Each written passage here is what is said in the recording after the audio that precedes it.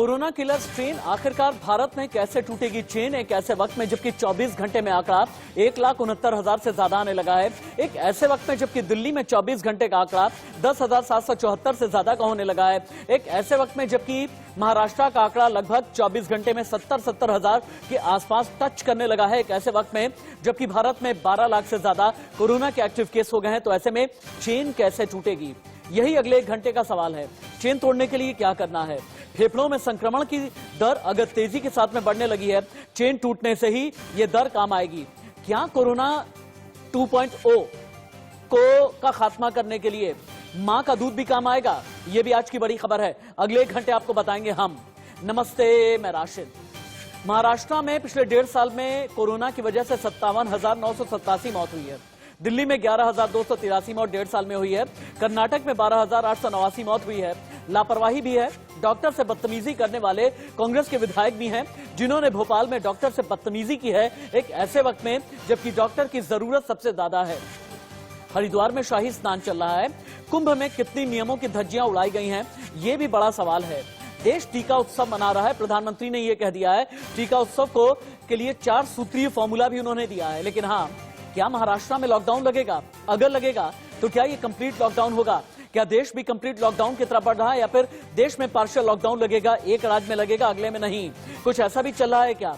बच्चों को बचाने के लिए आपको क्या करना है, क्योंकि इन्फेक्शन की रेट बहुत तेज है। वैक्सीन सप्लाई बढ़ाने की तैयारी है।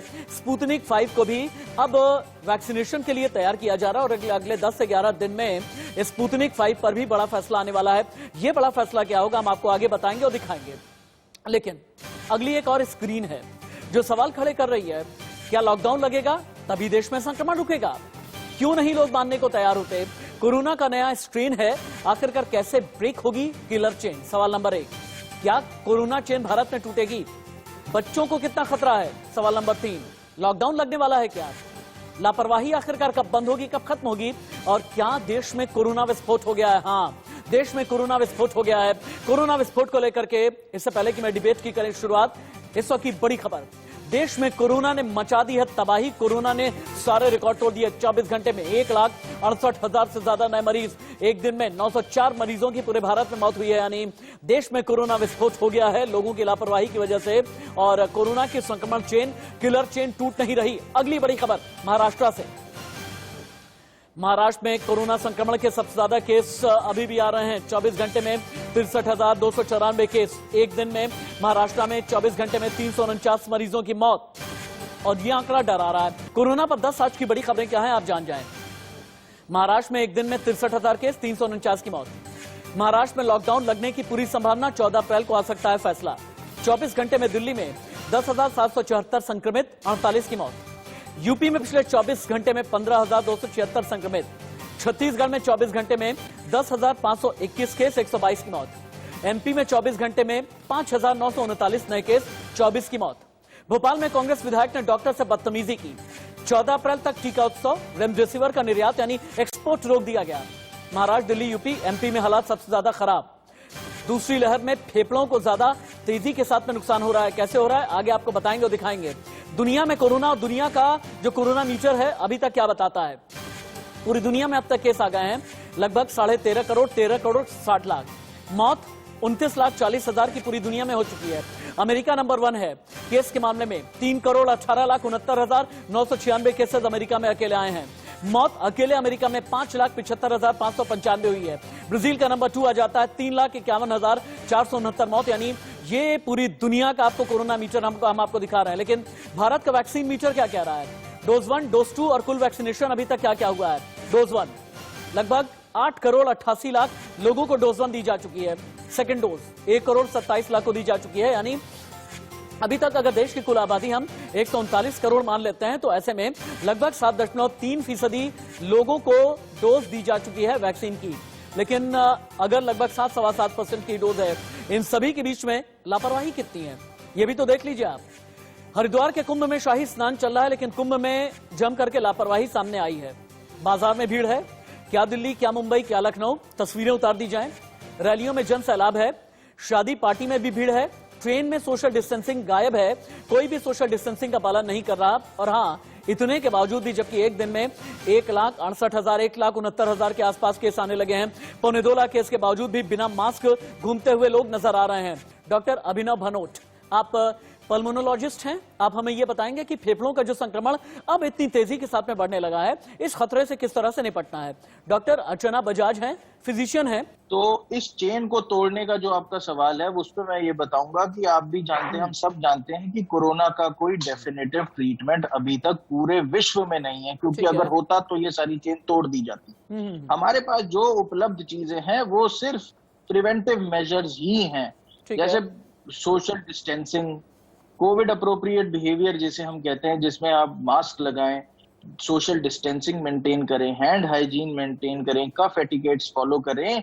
ये आप देख रहे हैं कहीं पे भी ये फॉलो नहीं हो रहे हैं, इसका सीधा सीधा फ्लाउटिंग की जा रही है। तो सबसे मेरी दरख्वास्त यही है कि जब तक हमारे पास कोई ठोस इलाज नहीं आता, रेमडेसिविर की भी आपने बात की, एक्सपोर्ट शॉर्ट रोक दिया गया क्योंकि देश में शॉर्टेज होने वाली है। जिस तरीके से केस बढ़ रहे हैं, दूसरी लहर फेफड़ों पर किस तरह से कहर बन करके टूटी है, जैसा कि डॉक्टर अभिनव भनोट ने अभी बताया है।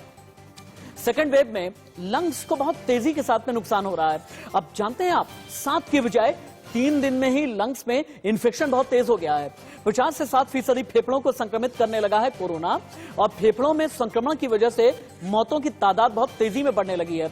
इन्फेक्शन का पता लगने में देर हो रही है और तब तक लंग्स को बहुत ज्यादा नुकसान हो जा रहा है। और जानते हैं नुकसान कितना है?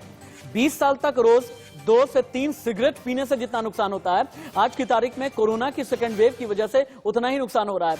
जो यहां पर आप तस्वीर देख पा रहे हैं ना, ये वाली, ये तस्वीर, जानते हैं ये तस्वीर सीटी स्कैन के जरिए हमें मिली है, और ये कोरोना संक्रमित लंग्स की तस्वीर है।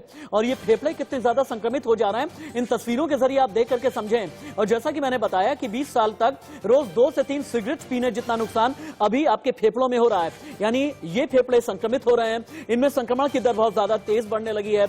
और ये जब तस्वीरें आप देखेंगे, ये एक ऐसी तस्वीर है जो बड़े सवाल खड़े कर रही है, ये एक ऐसी तस्वीर है जो आपको सावधान कर रही है, ये एक ऐसी तस्वीर है जहां पर आपको चेत जाना चाहिए। ये एक ऐसी तस्वीर है जिसकी वजह से हम आपको ये बता रहे हैं कि जो श्वसन तंत्र आपका है, यानी यहां से लेकर के जो फेफड़े होते हैं, यानी जो रेस्पिरेटरी सिस्टम होता है, ये जो ट्रैक्ट होता है, यानी सांस लेने की जो नली होती है, इनमें इंफेक्शन की दर बहुत तेजी के साथ में बढ़ने लगी है। अगर कहीं पर इंफेक्शन आज से साल भर पहले 7 दिन में होता था, आज की तारीख में ये 2 से 3 दिन के अंदर ही इंफेक्शन रेट बहुत तेजी के साथ में बढ़ने लगा। डॉक्टर मोहसिन वली के पास में चलते हैं। डॉक्टर मोहसिन, मौजूदा दौर में अपने लंग्स को बचाने के लिए, अपने फेफड़ों को सुरक्षित रखने के लिए हमें क्या करना चाहिए?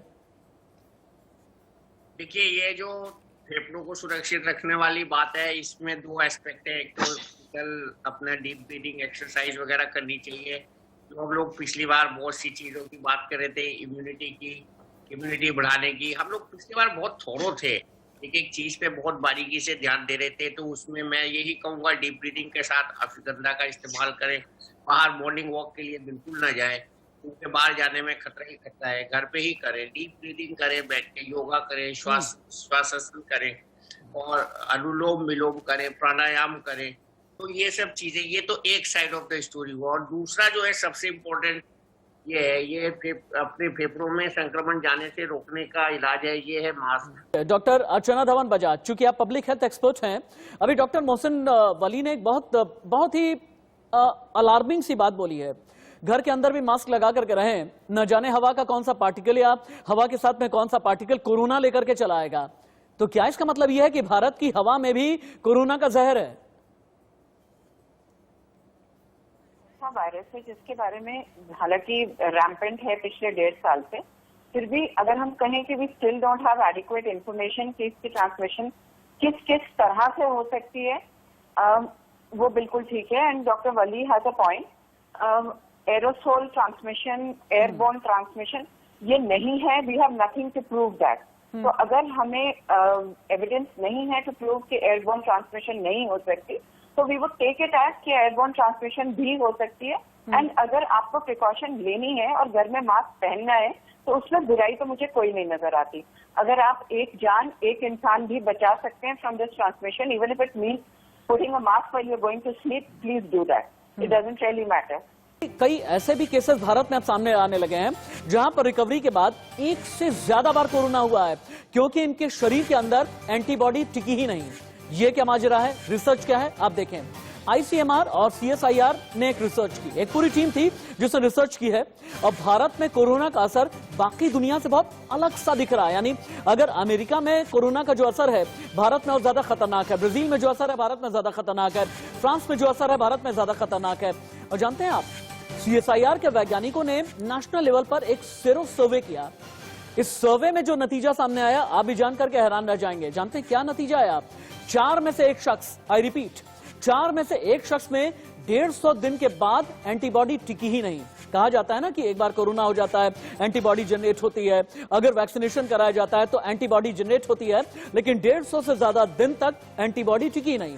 एंटीबॉडी लंबे समय तक कोरोना से सुरक्षा दे ही नहीं पा रही, यानी भारत का ट्रेंड बदल गया है। भारतीयों में एंटीबॉडी लंबे समय तक सुरक्षित नहीं रह पा रही।